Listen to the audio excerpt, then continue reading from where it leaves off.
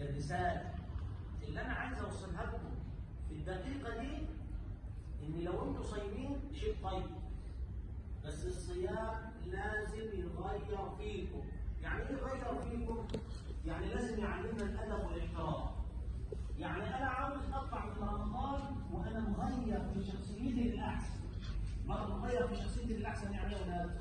يعني أنا مثلا كنت ما بصليش، لا أنا هطلع من رمضان السنة دي وصلي. واضح؟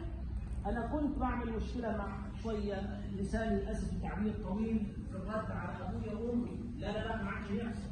عشان كده في رمضان والنبي علمنا إن رمضان ده بيعلمنا الأدب، مش هو النبي قال لنا كده؟ إذا كان صوم أحدكم فلا يرفث ولا يسخط ولا يجهل، يعني يكون محترم. طب افرض واحد عصبني وزعلني أعمل إيه؟ قال فإن سابه أحد أو شاتمه أو قتله فليقل أنا مش هرد عليه لأني إيه؟